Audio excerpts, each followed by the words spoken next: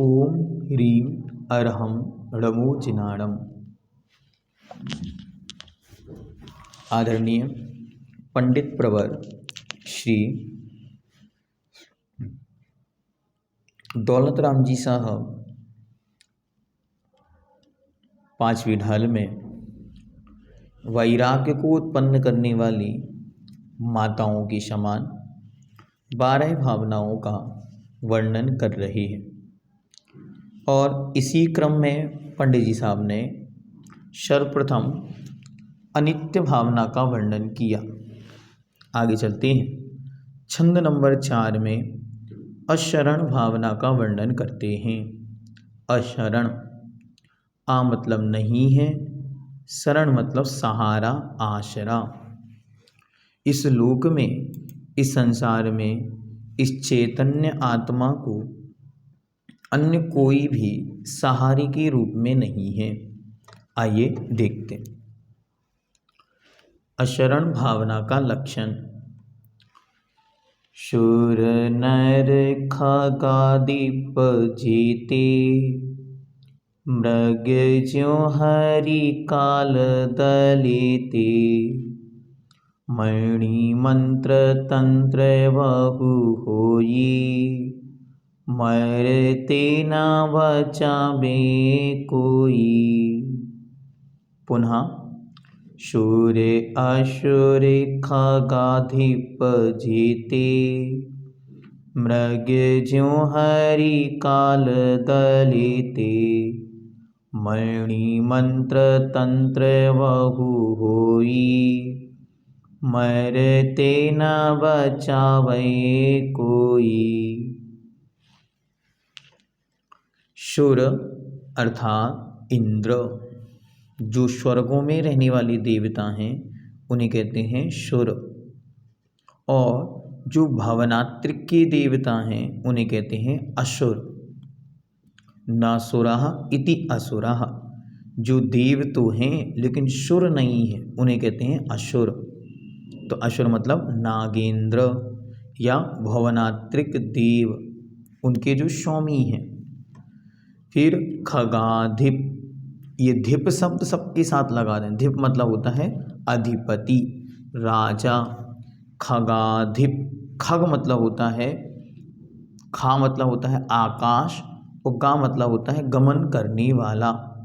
आसमान में चलने वाले को कहते हैं खग। तो खग का एक अर्थ तो होता है पक्षी, लेकिन यहाँ खगेंद्र शब्द लिया है जिसका अर्थ होता है विद्याधर। ध्यान से समझना, बहुत सुंदर प्रसंग है।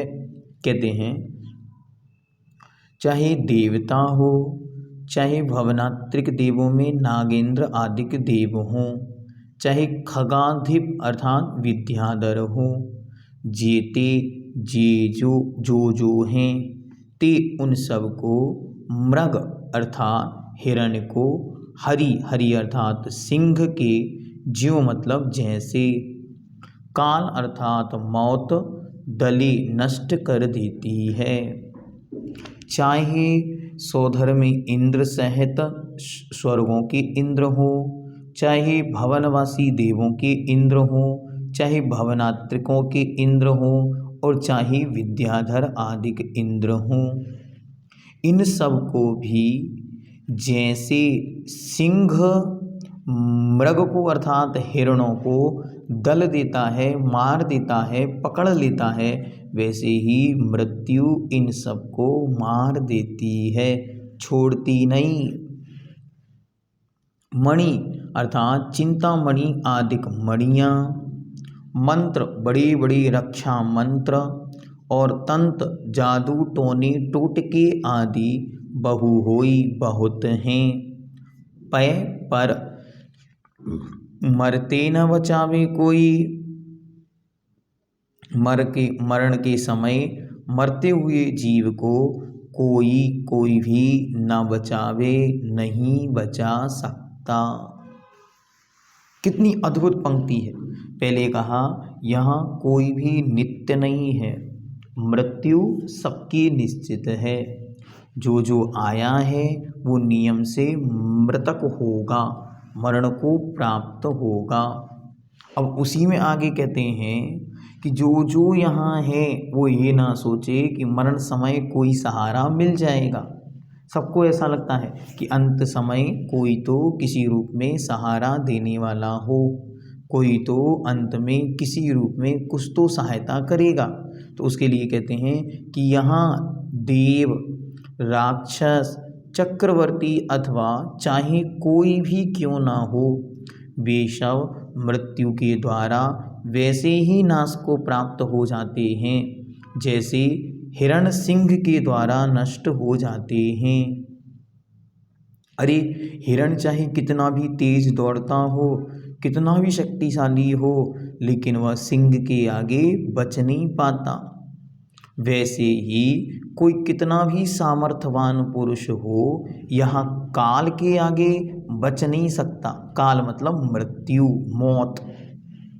मणिमंत्र तंत्र बहु होई, मणि अर्थात चिंतामणि रत्न, मंत्र कितने भी प्रकार के रक्षा सुरक्षा कवच मंत्र हों, तंत्र कितने भी प्रकार के यंत्र तंत्र हों, आदि कितने ही उपाय क्यों ना किए जाएं, किंतु कोई भी किसी को मृत्यु से, मरण से नहीं बचा सकता। ऐसा निरंतर चिंतन करना अशरण भावना है। बार बार ये चिंतन करना कि यहाँ मेरी कोई शरण नहीं है, मरते हुए को यहाँ बचाने वाला कोई नहीं है। जो यहाँ आया है वह नियम से मृत्यु को प्राप्त होगा, और जब मृत्यु निकट आएगी तब कोई भी किसी भी रूप में किसी को भी बचा नहीं सकता। दलबल देवी देवता, मात पिता परिवार, मरती वीरिया जीव को कोई न राखन हार। अच्छी तरह पंक्तियां समझने से वैराग्य बढ़ता है। कितनी अद्भुत पंक्ति है कि दल हो अर्थात कितना भी बड़ी सेना हो, बल हो, सामर्थ्य हो, शक्तियाँ हो, देवी और देवता हो। ध्यान से समझना, मेरे पास तो ये वाली देवी सिद्ध की हुई है। कोई देवी कोई देवता किसी को नहीं बचा सकते।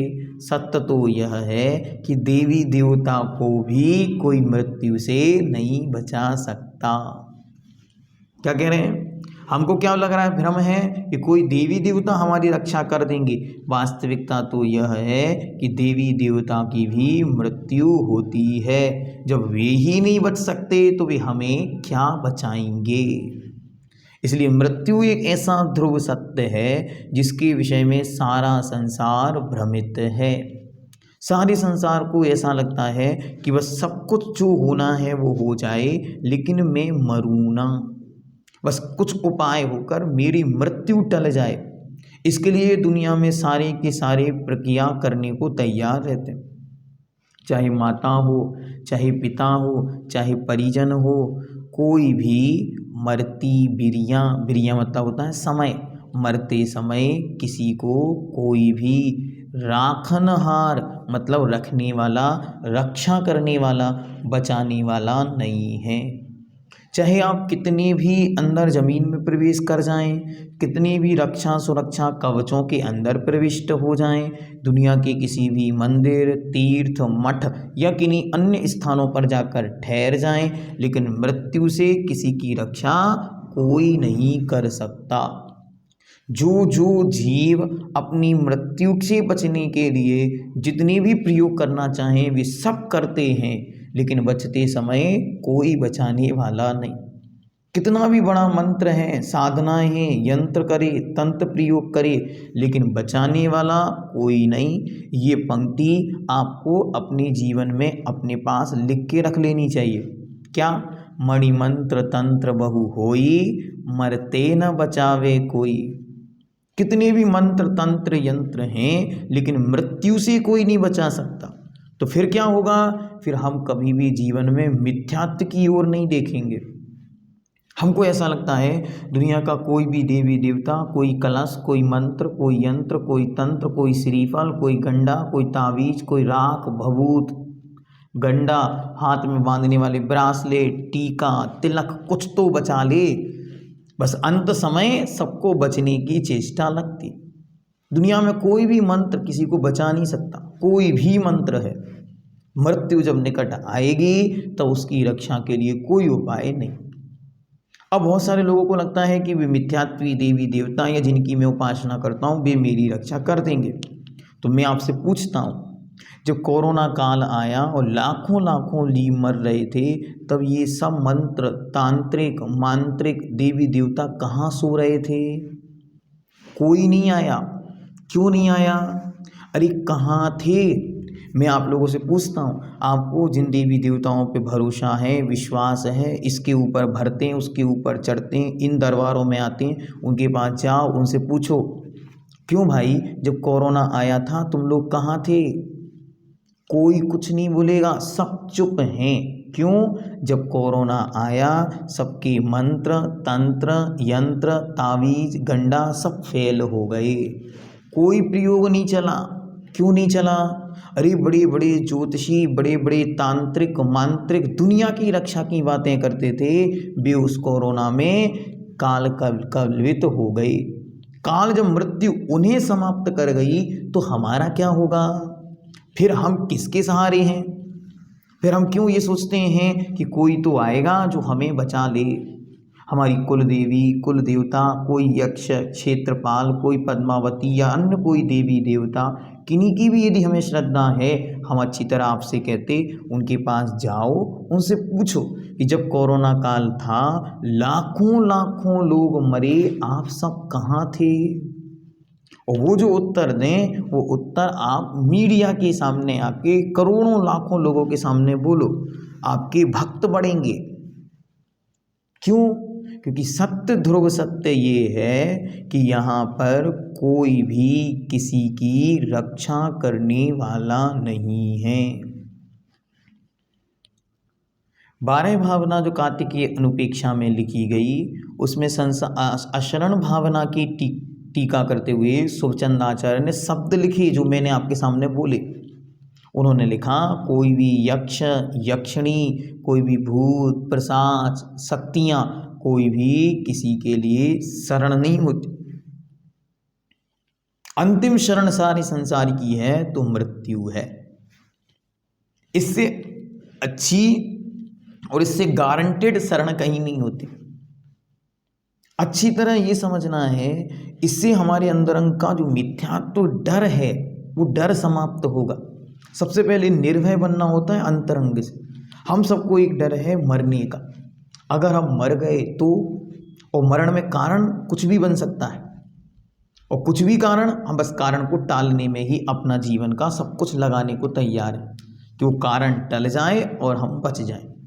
लेकिन वास्तविक उपाय यह है कि मृत्यु से कोई नहीं बच सकता और कोई बचा नहीं सकता। हमने आपको पहले भी कहा था, अच्छी तरह जब ऐसा लगे कि ये हमारे परिजन हैं, ये सब हैं, ये हमें वहाँ ले जाके वहाँ इलाज करा के या वो औषधि दे के बचा लेंगे, तो आपको श्री कृष्ण की ओर देखना चाहिए। कोई भी हाथ नहीं लगा पाया, एक तीर के लगत कृष्ण की बिनस गई काया। इसको रोज माला की तरह जपा करो, एक तीर के लगत कृष्ण की बिनस गई काया।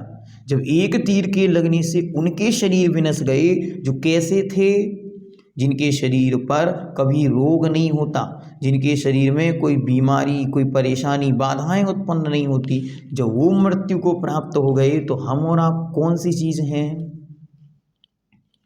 अच्छी तरह ये सोचना, अपनी जीवन में इस बात को कभी विकल्प नहीं बनाना। क्या? वो मृत्यु को प्राप्त इसलिए हो गए क्योंकि डॉक्टर ने इलाज नहीं किया। वो इसलिए मरण को प्राप्त हो गए, सही समय पर अस्पताल नहीं पहुंच पाए। वो इसलिए मरण को प्राप्त हो गए क्योंकि उन्हें हम अस्पताल नहीं ले जा पाए। वे इसलिए मृत्यु को प्राप्त हो गए क्योंकि उनका इलाज ठीक से नहीं हुआ। सबके मन में ये विकल्प बने रहते, वो जिंदगी भर वो स्वयं को, दूसरों को, परिजनों को कोसते रहते, लड़ते रहते। तुम्हारी वजह से वो मरण को प्राप्त हो गए। अब सत्य सुने, कोरोना का समय चल रहा था, ध्यान से सुनना, बहुत अच्छा विषय, ये विषय जीवन भर को हमारी धारणाएं बदल देगा। कोरोना का समय चल रहा है, उसमें कैसी कैसी कंडीशन बनी उसमें आप देखें। एक व्यक्ति तो वह है जिस व्यक्ति को अस्पताल ले जाने वाला कोई नहीं था और वो व्यक्ति अपने ही घर पर जैसे तैसे मरण को प्राप्त हो गया। ठीक, एक कैटेगरी वो, उनको अलग कर दो। दूसरा व्यक्ति वह था जिस व्यक्ति को अच्छी तरह एम्बुलेंस आई, बराबर व्यवस्थित उसे ले जाया गया और ले जाकर उसे भर्ती किया गया, उसका इलाज चल रहा है बढ़िया। ठीक, ये दूसरी कैटेगरी का व्यक्ति हो गया। तीसरे व्यक्ति के पास चलते हैं। तीसरा व्यक्ति वह है जिसने अच्छी तरह घर पर ही इलाज लिया, उपचार हुआ, औषधियाँ आईं और वो ठीक हो गया। ठीक, अब चौथे व्यक्ति के पास चलते हैं। जो व्यक्ति बराबर इलाज मिला, बड़ी बड़ी हॉस्पिटल्स में भर्ती था, बड़ी बड़ी हॉस्पिटल्स में सारे के सारे इंजेक्शन, गोलियां, दवाइयां सब व्यवस्थित चल रहे थे, डॉक्टरनी सब मॉनिटरिंग करने वाले सब अच्छी तरह उसकी देखभाल कर रहे थे। देखभाल करते हुए उसका सब उपचार अच्छे से हुआ और सब उपचार अच्छी तरह होने के बाद भी ऑक्सीजन में बराबर सिलेंडर से गैस आ रही थी, यहाँ पर मास्क लगा हुआ था और फिर भी उसके लंग्स ने ऑक्सीजन ग्रहण करना छोड़ दी। कंडीशन समझ में आ रही है आपको? ऑक्सीजन बाहर से बंद नहीं की गई है, ऑक्सीजन बाहर से पंप्ड की जा रही है, लेकिन अंदर की शक्ति ने उसे ग्रहण करना छोड़ दिया। ये कहलाती है मरती वीरिया जीव को कोई न राखन हार। इसको अच्छी तरह और दृढ़ता से समझना है कि जिनको औषधि नहीं मिली और मरण को प्राप्त हो गए वो अलग विषय, जिनको कदाचित औषधियाँ मिली वो बच गए वो अलग विषय, जो औषधियाँ मिली फिर भी नहीं बचे वो अलग विषय, लेकिन जिनको औषधियों के अभाव में मर गए वो अलग विषय। लेकिन जो औषधियाँ मिलने के बाद भी, इंजेक्शन लगने के बाद भी, वैक्सीन लगने के बाद भी, सारे उपचार होने के बाद भी, वेंटिलेशन पर ऑक्सीजन सिलेंडर है, गैस पंप्ड की जा रही है, फिर भी नहीं बच पाए, ये कंडीशन ये बतलाती है मरती वीरिया जीव को कोई न राखन हार। इसका मतलब ये नहीं है कि आप उपचार ना करो, आप सारे प्रैक्टिकल करो, लेकिन सब प्रैक्टिकल, सारे उपचार, सारे ट्रीटमेंट सब करते समय इस ध्रुव सत्य पर विश्वास अडिग रखो कि यदि मृत्यु आ गई होगी तो बचने का कोई उपाय नहीं। ये दृढ़ विश्वास रखना है। उपचार के लिए मना नहीं है, आप दुनिया के सारे उपचार करो, जितने उपचार किए जा सकते हैं, सबका समर्थन है। बस उन उपचारों के साथ ये ध्रुव विश्वास, दृढ़ विश्वास अंतरंग में होना चाहिए कि यदि मृत्यु आ गई है, काल पूरा हो गया है, तो अब हमको जाना ही पड़ेगा। अगर इस ध्रुव सत्य को हम स्वीकार कर लेंगे तो फिर हमें कभी भी विचलितपना नहीं आएगा, घबराहट नहीं होगी और जिंदगी भर का टेंशन, डिप्रेशन नहीं होगा कि हमने उनको ऑपरेशन नहीं करा पाया, सही समय पे अस्पताल नहीं ले जा पाए, सही समय डॉक्टर नहीं मिले, सही गोली दवाई नहीं दी गई, इसलिए वह मृत्यु को प्राप्त हो गए। नहीं, वे मृत्यु को प्राप्त अपनी आयु के निषेकों के झरने से हुए हैं, हमने उनको मारा नहीं है। बहुत सारे लोग इस गिल्ट के साथ जीते हैं कि हमारी वजह से उनके साथ ऐसा हुआ, इसलिए ये पंक्ति कह रहे हैं यहाँ कोई किसी की शरण नहीं है, ये तो मात्र भ्रम है। कैसा भ्रम है? जो हम सब ने पाल कर रखा है। आगे देखते हैं मंगत राय जी साहब क्या लिखते। काल श्रृंग ने मृग चेतन को घेरा भवन में, नहीं बचावन हारा कोई, यू समझो मन में। मंत्र तंत्र से ना धन संपत्ति, राजपाट छूटे, बस नहीं चलता काल लुटेरा, काय नगरी लूटे। चक्र रत्न हल धर सा भाई, काम नहीं आया। एक तीर के लगत कृष्ण की विनस गई काया। देव धर्म गुरु शरण जगत में और नहीं कोई। भ्रम से फिरे भटकता चेतन यूं ही उम्र खोई। अब एक एक पंक्ति समझना।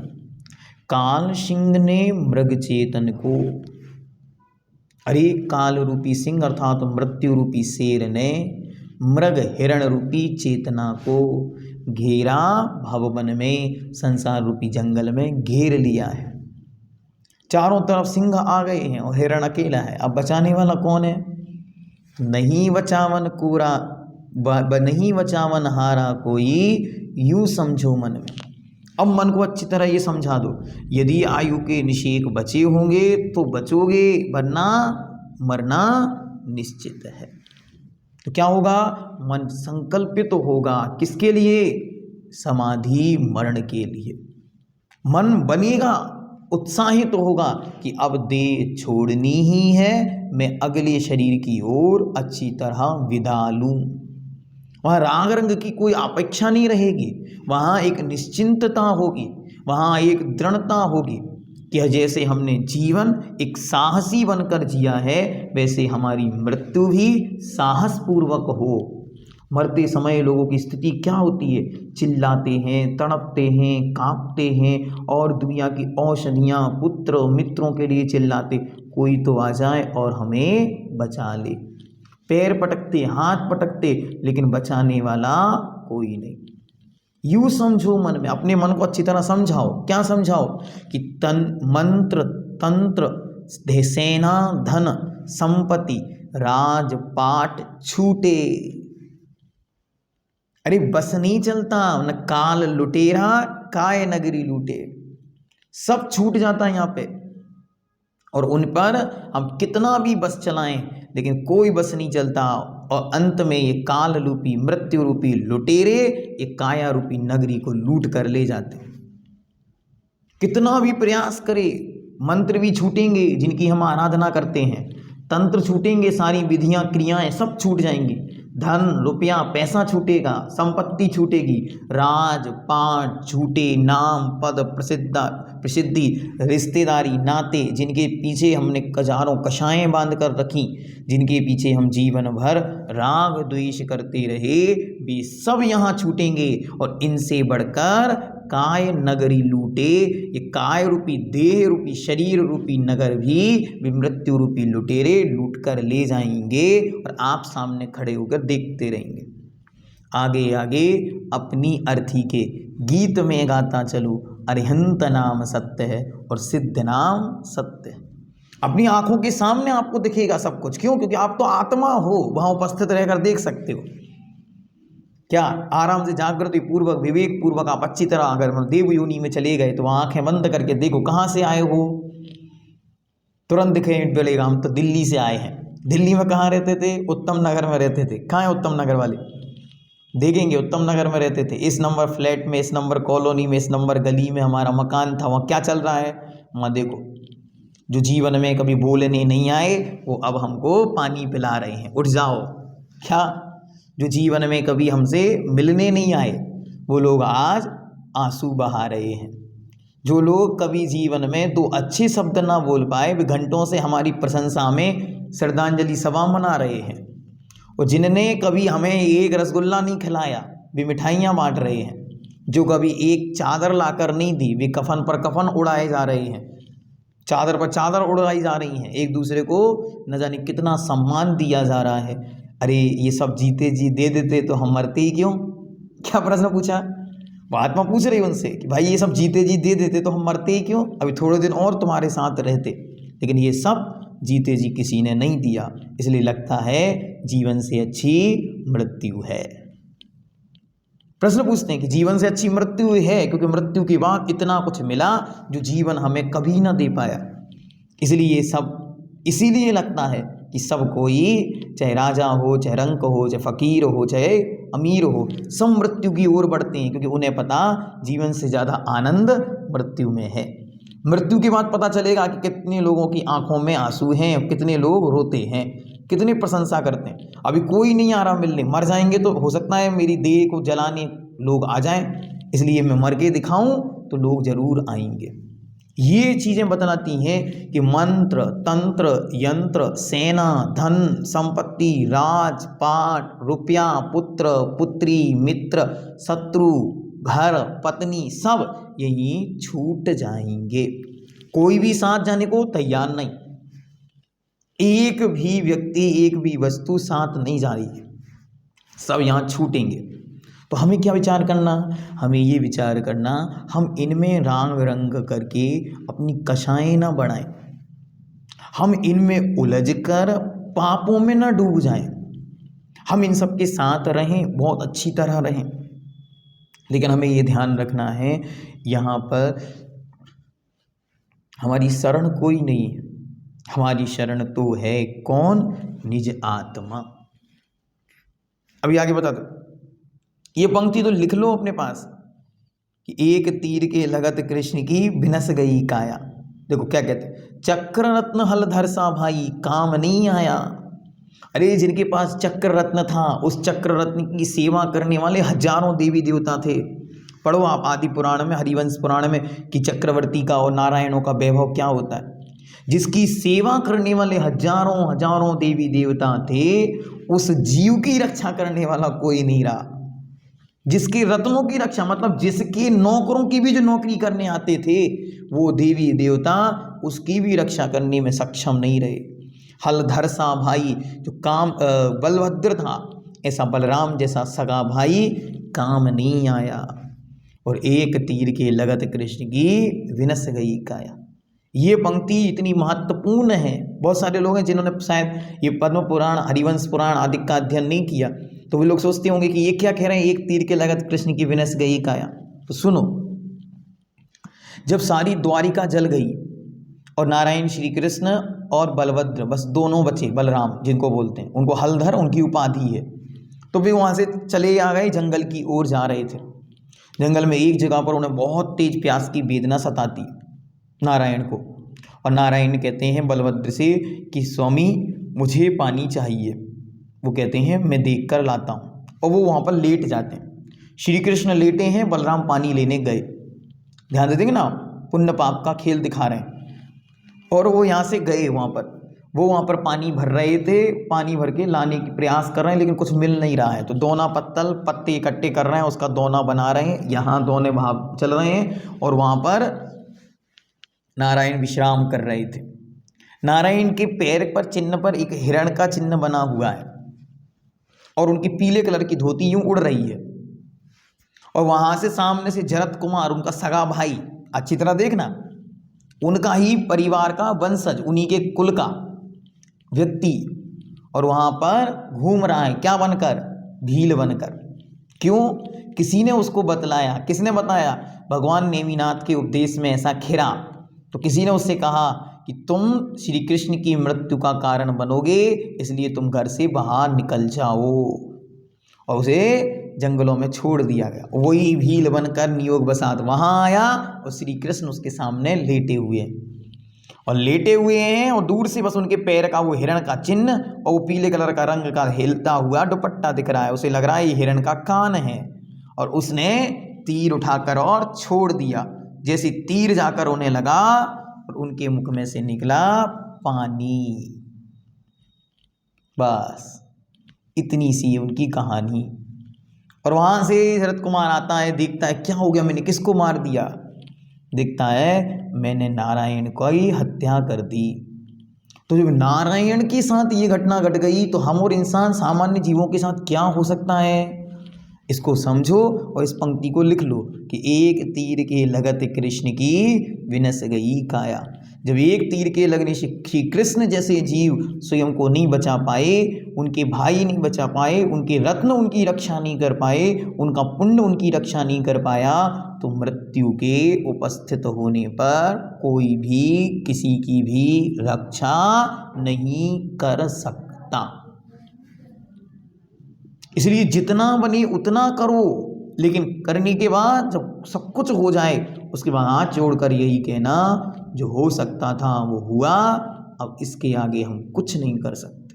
तो क्या कहा, देव धर्म गुरु शरण जगत में और नहीं कोई। बस एक सच्चे देव, एक सच्चा धर्म और एक सच्चे गुरु, बस यही इस संसार में शरणभूत हैं। बचाते तो ये भी नहीं हैं, लेकिन ये हमको अमर बना देते हैं। ये हमें भगवान बनाने की मार्ग दिखाकर एक दृढ़ता और एक विश्वास जगा देते हैं। आज धर्म है, ये शास्त्र इतना सुंदर है, हमको बता रहा है कि तुम आत्मा हो, तुम नहीं मरोगे, मरेगा तो ये शरीर। इसलिए शरीर छोड़ना है, अच्छी तरह छोड़कर अगले स्थान को जाना, विकल्प नहीं करना।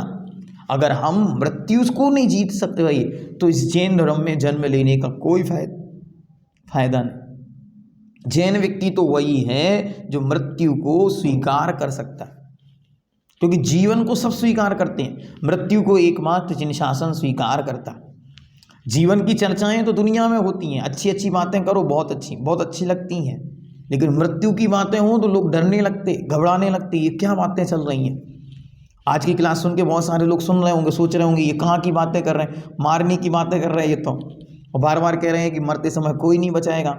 हम तो सोच रहे थे भैया जी कोई ऐसा महामृत्युंजय मंत्र दे देंगे क्लास के अंत में, जिससे हम सबकी रक्षा हो जाएगी, कोई मरेगा नहीं।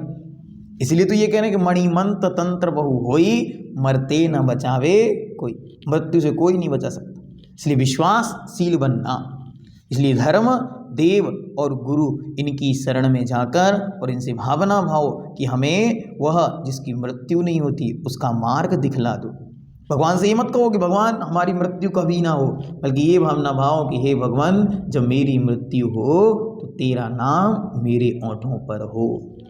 भगवान अब मैं समझ गया मरेगा तो ये शरीर, वो भी नियम से, तो ये भगवान जिस दिन ये शरीर छूटे, तेरी छवि, तेरी प्रतिमा, तेरा उपदेश सब कुछ मुझे प्राप्त हो और मैं इस देह को छोड़ दूँ, इस शरीर को छोड़ के चला जाऊँ। तेरी छत्र छाया भगवान मेरे सिर पर हो और मेरा अंतिम मरण समाधि तेरे दर पर हो। अरे भ्रम से फिरे भटकता चेतन यूं ही उम्र खोई, यहाँ वहाँ भटकता रहता, सोचता है कुछ तो उपाय बनेगा, और उपाय जब कुछ नहीं बनता तो लास्ट में लौटकर थका हारा सा मृत्यु की गोद में जाकर सो जाता है, मर जाता है। तो सारे उपाय करने के बाद भी मरता नहीं है, क्या बच नहीं सकता, कितना भी कुछ करने के बाद भी मरण निश्चित है, मरेगा ही।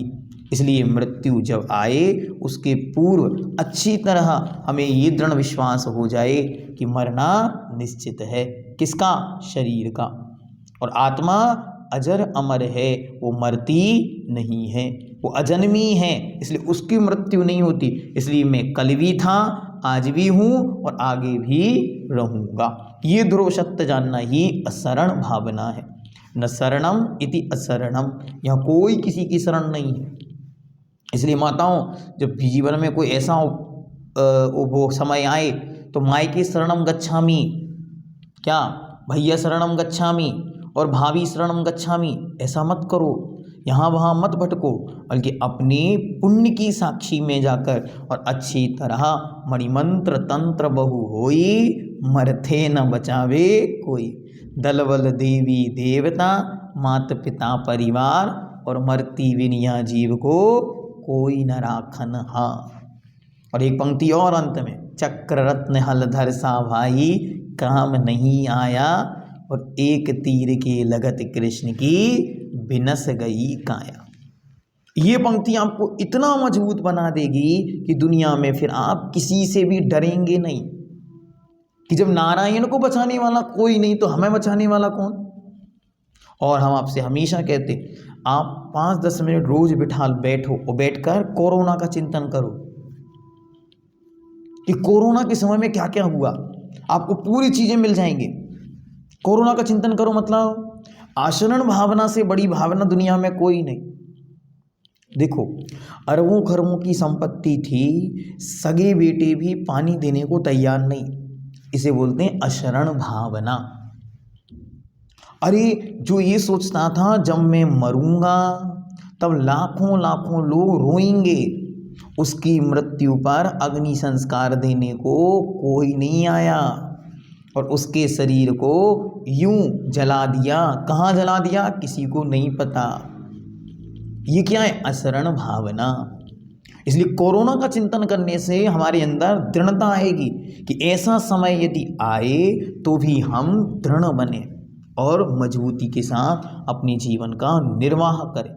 मृत्यु के डर से मिथ्यात्व न आए, मृत्यु के डर से यहाँ वहाँ के देवी देवता या मंत्र तंत्र या बाबा टंडा गावी तावीज और ये सब जितने दुनिया भर के विकल्प हैं, सब चीज़ों से मुक्त होकर हम अच्छी तरह वीतरागर्हंत प्रभु का आराधन करें, वीतराग गुरुओं के वचनों को श्रवण करें और अपने जीवन में आचरण और चारित्र को अंगीकार करें। क्योंकि मृत्यु के बाद क्या होगा ये हमने नहीं देखा, लेकिन मृत्यु के पहले एक समीचीन श्रद्धा, वास्तविक ओरिजिनल जीवन जीने की कला ये हमारे अंदर आनी चाहिए। वो कैसे आएगी? जैसे जैसे अध्ययन बढ़ेगा, जैसे जैसे हमारे अध्ययन की गहराइयाँ बढ़ेंगी, वैसे वैसे हमें समझ में आएगा कि हमारे जीवन में क्या क्या संभव है। और जब हम इन सब संभावनाओं को अच्छी तरह समझने लगेंगे तो दृढ़ता से इस जीवन का अच्छा निर्वाह करेंगे, यहाँ वहाँ की भटकन से बचते हुए कल्याण के पथ पर आगे बढ़ेंगे। अशरण भावना यही कह रही है कि यहाँ कोई शरण नहीं है। जब देह छूटेगी कोई भी आपका नहीं है। एक भी व्यक्ति, एक भी वस्तु किसी को रक्षा नहीं कर सकती, बचा नहीं सकती। इसलिए हम किसी के घर सहारा मांगने ना जाएं। हम तो अपने देव, शास्त्र और गुरु तीन की शरण को, धर्म की शरण को प्राप्त करते हैं। बार बार बोलना चाहिए, चत्तानि शरणम पब्बजामि। बस ये चार ही हमारी शरण है। और भगवान से एक बात और बोलनी चाहिए, अन्यथा शरणम नास्ति त्वमेव शरणम मम। हे भगवान, मेरी कोई अन्य शरण नहीं है, बस आप ही मेरी शरण हैं। ओम नमः सिद्धेभ्यः।